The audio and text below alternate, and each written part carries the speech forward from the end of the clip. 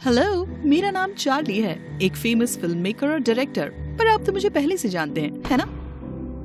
ओह खैर, हमेशा से ऐसा नहीं रहा है, तो अपनी कुर्सी की पेटी बांध लीजिए, पॉपकॉर्न खाइए और मेरी कहानी सुनिए। लेकिन शुरू करने से पहले लाइक और सब्सक्राइब जरूर करें। ये हूँ मैं चार्ली और ये है मेरी बेस्ट फ्रेंड रोज। बचपन से ही मैं और रोज एक साथ पले बड़े।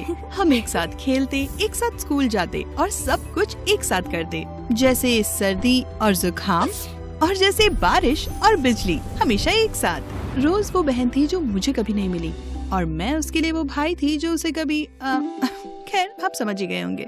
वो ब्लॉन्ड थी, मैं ब्लैक। वो बहुत शर्मीली थी और मैं बेबाक। उसका दिमाग बहुत बड़ा था और मेरी शरारतें।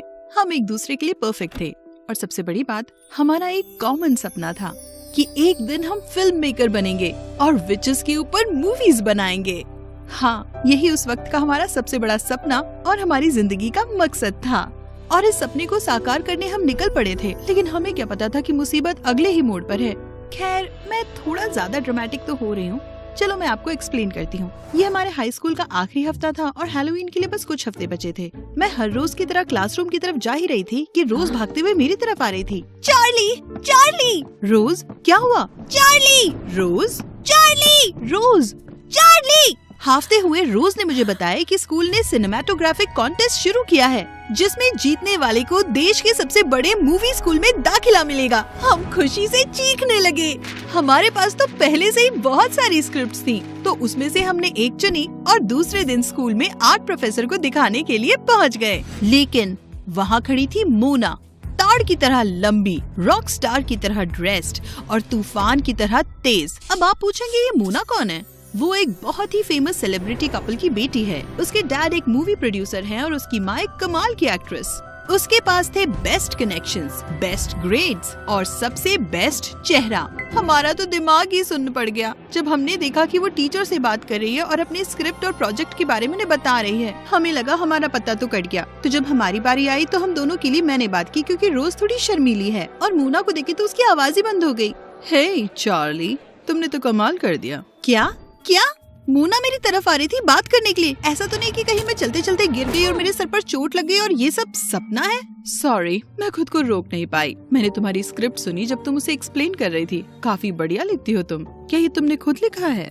दरअसल मैंने और रोज ने। हाँ, ऐसा लगता है तुम इस करियर में बहुत बढ़िया करोगी बेबी। क्या तुम आज रात मेरी पार्टी में आना चाहोगी? वहाँ काफी प्रोड्यूसर्स होंगे, मूवी स्टार्स भी होंगे और बहुत सारे इम्पोर्टेंट लोग। मुझे तो विश्वास ही नहीं हो रहा था कि ये सब मेरे साथ हो रहा है, वो भी एक साथ। अब बेशक मैं और रोज वहाँ जरूर आएंगे। रोज, आई एम सॉरी, मैं किसी ऐसे के साथ ताल्लुक नहीं रख सकती जो लोगों के सामने अपनी जबान भी नहीं खोल सकता। तुम इनवाइटेड हो। See you later, baby। वो उस तूफान की तरह निकल गई जैसी वो थी और मुझे और रोज को हक्का बक्का छोड़ गई। मैंने अपनी बेस्ट फ्रेंड को तसल्ली देने की कोशिश की, उसे समझाने की कोशिश की कि ऐसा मौका जिंदगी में बार बार नहीं आने वाला। रोज मान तो गई, लेकिन उसका चेहरा कुछ और ही कह रहा था। मैंने इस बात पे ज्यादा ध्यान नहीं दिया और सीधे पार्टी में पहुंच गई। ये मौका मैं किसी भी हालत में छोड़ना नहीं चाहती थी। मोना का घर एग्जैक्टली घर नहीं था, वो तो एक महल था। इतनी बड़ी जगह थी वो। वहाँ पार्क था, 4 टावर्स थे और 2 पूल भी। हर तरफ सूट बूट वाले आदमी और चमकीले कपड़े पहनी औरतें एक दूसरे से बातचीत कर रहे थे। अरे वाह, तुम आ गई। सर, मैडम, आपसे मिलकर बहुत अच्छा लगा। खुशी हुई कि आपने मुझे इनवाइट किया। ये दोनों मोना के पेरेंट्स थे और ये एक साथ अमेजिंग लग रहे थे। एक परफेक्ट कपल, परफेक्ट घर में। मोना की जिंदगी में सब परफेक्ट था, चमकीला और शानदार, बिल्कुल उसी की तरह। प्लीज, इतनी तारीफ की कोई जरूरत नहीं। अब तो तुम परिवार का हिस्सा हो। और वैसे भी मोना ने हमें तुम दोनों के प्रोजेक्ट के बारे में सब कुछ बता दिया है। प्रोजेक्ट? और क्या, मैंने मॉम और डैड को हमारी अमेजिंग मूवी के बारे में बता दिया है और कॉन्टेस्ट तो पक्का हम ही जीतने वाले हैं। मुझे समझ नहीं आ रहा था मैं क्या कहूँ। मैं इसके लिए बिल्कुल तैयार नहीं थी, तो मैंने बस मुस्कुरा दिया और कुछ नहीं कहा। जल्दी मोना के पेरेंट्स वहाँ से चले गए और मैंने उसे रोकते हुए पूछा, मोना, क्या कहा तुमने उनसे? यही कि हम साथ में काम करते हैं। क्या ये सच नहीं? लेकिन मैं तो रोज के साथ काम कर रही हूँ, क्या तुम्हें पता नहीं है? वो मेरी बेस्ट फ्रेंड है, मैं उसे नहीं छोड़ सकती। मोना हंसने लगी और बात को चुटकी बजाकर रफा दफा करते हुए कहने लगी, तुम बहुत परेशान हो जाती हो बेबी। क्या तुम हम दोनों के साथ काम नहीं कर सकती? चलो भी अब मजे करते हैं। ये कहते हुए थोड़ी शर्म तो आ रही है, लेकिन मैं रोज को थोड़ी देर के लिए भूल सी गई, और वो भी बहुत आसानी से। इतने सारे इंटरेस्टिंग लोग जब मेरे बारे में और मेरी कहानी के बारे में जानना चाह रहे थे तो मुझे बहुत अच्छा लग रहा था जैसे भविष्य हाथ फैलाए मुझे बुला रही है और मैं पीछे नहीं हटना चाहती थी। और फिर मैंने उसे देखा। क्या बताऊं उस चिड़िया के बारे में जो उड़कर मेरी ही डाली पर आ गया था। वो एकदम ओलंपस गार्डन के किसी देवता की तरह दिख रहा था। वो गर्मी में सर्द हवाओं जैसा महसूस हो रहा था। और वो अब क्या बताऊं गर्ल्स, वो सुपर हॉट था, शर्त लगा लो। उसकी गहरी हरी आंखें मुझ पर जादू कर रही थी, और उसके शानदार बियर्ड का तो क्या ही कहना। मैं तो उसकी खूबसूरती में गिरफ्तार हो चुकी थी। शायद उसने मेरे डम एक्सप्रेशंस देख लिए थे, इसीलिए वो मेरी तरफ देख के मुस्कुराने लगा ताकि मेरी डिग्निटी थोड़ी सी बच जाए। लेकिन अब कुछ नहीं हो सकता। तो चार्ली, इससे मिलो, ये है मेरा भाई टॉम। ओह, तो तुम हो वो फेमस चार्ली। कहना पड़ेगा काफी सुंदर हो, मिलकर अच्छा लगा। ओह गॉड, क्या ये मेरा हाथ किस करने वाला है? क्या सच में? ओह गॉड, मैं बेहोश होने वाली हूँ। मैं बेहोश हो गई। क्या मैं फेमस हूँ?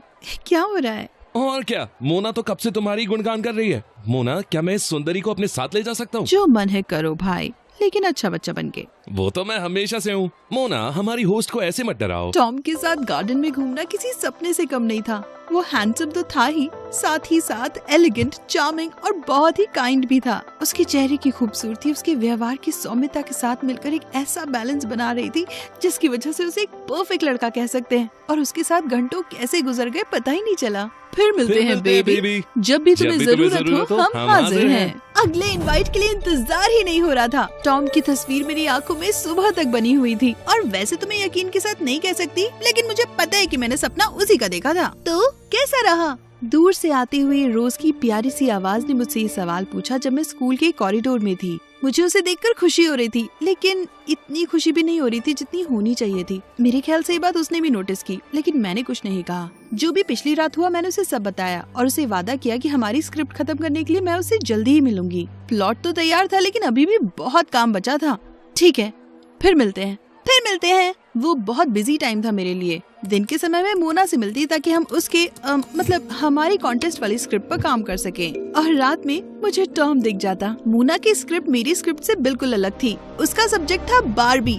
बारबी? कोई मानेगा ये बात? उसमें क्या बुराई है? बारबी तो लड़कियों की फ्रीडम की एक मिसाल है, तुम्हें नहीं पता? मोना की फैंटेसी बहुत ही वाइल्ड थी। उसके पास बहुत से आइडियाज थे, पर कुछ भी आपस में कनेक्ट नहीं हो रहा था। उसके थॉट्स उसी की तरह बहुत ही क्योटिक और इम्पल्सिव थे। मेरे बगैर वो कुछ नहीं कर पाती। लेकिन फिर रोज का क्या होगा? वो भी तो अकेली पड़ जाएगी। मतलब वो स्मार्ट और होशियार है, लेकिन उसके पास मेरी जैसी क्रिएटिविटी नहीं है। रोज हमेशा से मेरी बेस्ट फ्रेंड और बहन की तरह रही है। वैसे तो मोना और टॉम का जादू मेरे सर चढ़कर बोल रहा था, लेकिन मुझे बुरा भी लग रहा था कि मैंने इतनी आसानी से अपनी इतनी अच्छी दोस्त को अकेला कैसे छोड़ दिया, वो भी सिर्फ जल्दी सफलता पाने के लिए। कॉन्टेस्ट का समय नजदीक आता जा रहा था, और मुझे इस बारे में मोना से जल्दी बात करनी थी। मैं उसके प्रोजेक्ट में उसकी मदद कर सकती थी, लेकिन रोज और अपनी टीम को पीछे नहीं छोड़ सकती थी। और अगर मोना को रोज नहीं चाहिए तो मैं बारबीज छोड़कर वापस विचेस के पास जा सकती हूँ। मैंने हिम्मत करके मोना से बात कर ही ली। क्या आप एक ड्रैगन का रिएक्शन इमेजिन कर सकते हैं जब कोई उसके सिंहासन के नीचे से सोना चुराने की कोशिश कर रहा हो? इससे और ज्यादा बुरा नहीं तो कम से कम इतना तो था ही उसका रिएक्शन। निकल जाओ मेरे घर से और फिर कभी वापस मत आना, वरना मैं तुम्हें खा जाऊंगी। क्या तुम्हें लग रहा है कि मैं ज्यादा ओवर ड्रामेटिक हो रही हूँ? तुम वहाँ नहीं थे दोस्त, तुम्हें क्या पता मैं वहाँ से कैसे बच के निकली। मैं खुशकिस्मत हूँ कि ये कहानी सुना पा रही हूँ। इतना सब के बाद भी मुझे घर पहुंचकर बहुत अच्छा लग रहा था जैसे मैंने कुछ सही किया है। अब बस एक ही काम रह गया था, टॉम से बात करना। हाँ, मुझे वो पसंद था, लेकिन हमारा वक्त इस कॉन्टेस्ट के बाद ही आ सकता था। मैं रोज और हमारे विची प्रोजेक्ट से और वक्त नहीं निकाल सकती थी। मतलब दुनिया में एक ही लता मंगेशकर हो सकती है ना? तो अब वक्त था बारबी की दुनिया से बाहर निकलने का।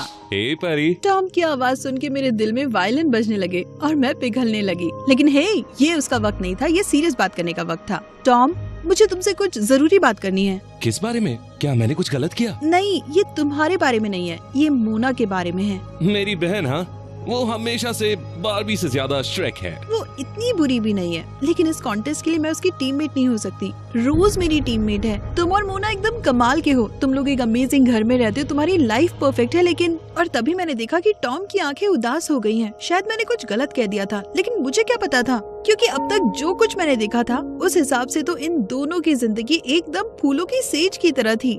तुम्हें सच में लगता है हमारी जिंदगी इतनी कमाल है? यानी तुम हमारे बारे में कुछ नहीं जानती? क्या मतलब है तुम्हारा? चलते चलते टॉम ने मुझे मोना और उसके बचपन की बातें बताया कि कैसे उसके माँ बाप हमेशा उनसे सख्ती से पेश आते थे। वो शुरू से हमारे साथ ऐसे ही करते आए हैं। वो चाहते हैं हम और हमारे ग्रेड्स हमेशा बेस्ट हों। पर पता है, कभी कभी सबसे बेस्ट होना भी बेस्ट नहीं होता।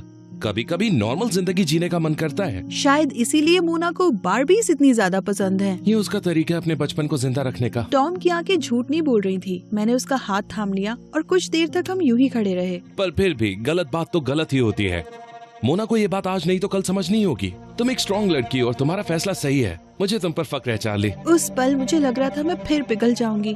टॉम की खूबसूरती उस चांदनी रात में कुछ अलग ही चमक रही थी। ऐसा लग रहा था जैसे वो किसी गॉथ टेल का कैरेक्टर हो। और तभी मैंने टॉम को अपनी तरफ आते हुए महसूस किया। उसने प्यार से मेरा सर अपनी छाती पे रख दिया। क्या ये फाइनली मुझे किस करने वाला है? कैसा होने वाला है? पर ऐसा कुछ नहीं हुआ। वो मेरी गर्दन को छूता रहा और हम बस कुछ देर यूं ही खड़े रहे। बस इतना ही और कुछ भी नहीं। क्या बकवास है यार। सुनो चार्ली, कुछ है जो मुझे तुम्हें बताना है। मैं उसका कन्फेशन सुनने के लिए बेताब थी, लेकिन तभी उसी वक्त मेरा फोन बज गया। रोज, मैं अपने अपॉइंटमेंट के बारे में तो भूल ही गई। वो मुझसे बहुत नाराज होगी और वो सच में नाराज थी। कई दिनों तक मैंने उसे सुलह करने की बहुत कोशिश की, लेकिन कुछ नहीं हुआ। और कॉन्टेस्ट के बारे में तो अब क्या ही बोलूं। मोना और उसकी बारबी वाली दुनिया से तो अब जीतने का सवाल ही नहीं उठ रहा था। कॉन्टेस्ट के दिन नजदीक आते जा रहे थे और हमने मान लिया था कि हम हार चुके हैं। अब हमारी हैरानी को तो आप इमेजिन ही नहीं कर पाएंगे जब मैंने और रोज ने स्कूल के नोटिस बोर्ड में देखा कि वहाँ विनिंग प्रोजेक्ट्स की लिस्ट लगी है और सबसे पहला प्रोजेक्ट था विचेस के बारे में। और ऑथर्स की जगह पर 3 लोगों के नाम थे, रोज, चार्ली और मोना। इत्तेफाक हो ही नहीं सकता। ये हमारा प्रोजेक्ट था। हम जीत गए थे, लेकिन हमने तो इसे सबमिट किया ही नहीं था। तो फिर किसने किया? इस सवाल की पहेली में हम कुछ वक्त तक उलझे रहे और फिर हमें एक कॉल आया जिसमें कोई आवाज छुपाकर हमसे बात कर रहा था। हे भगवान!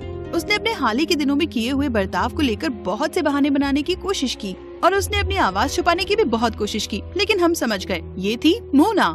और हमारा शक यकीन में तब बदल गया जब हम तीनों मिले और टॉम भी स्कूल के पीछे इसी बारे में बात करने के लिए। मोना बच्चों की तरह रोए जा रही थी और उसने हमें बताया कि रोज के प्रति उसके बर्ताव को लेकर वो बहुत शर्मिंदा है, खासकर टॉम से बात करने के बाद। और माफी मांगने के लिए उसने अपनी स्क्रिप्ट की जगह हमारी स्क्रिप्ट सबमिट कर दी, और वो भी ये बताते हुए कि ये हम तीनों का काम है। ऑफ कोर्स हम जीत गए। आखिर लिखा किसने था? मैंने। वैसे ये दिन की आखिरी खबर नहीं थी। टॉम, क्या तुम्हें कुछ कहना नहीं था? ओह हाँ चार्ली, मुझे कुछ बताना है तुम्हें। Oh yes, finally! आखिर वो बॉम्ब एक्सप्लोड होने ही वाला है। इंतजार की घड़ी खत्म होने वाली है। आखिरकार वो दिन आ ही गया जिसका मुझे बेसब्री से इंतजार था। इतनी ट्रैजिक कहानी के बाद आखिरकार कुछ बहुत अच्छा होने वाला था। हाँ टॉम, प्लीज बताओ क्या कहना है तुम्हें? मैं रोज को पसंद करता हूँ। ओह टॉम, हाँ तो मुझे 1 मिनट। क्या? मुझे समझ ही नहीं आ रहा था कैसे कहूँ, लेकिन अब मैं ये राज और नहीं छुपा सकता।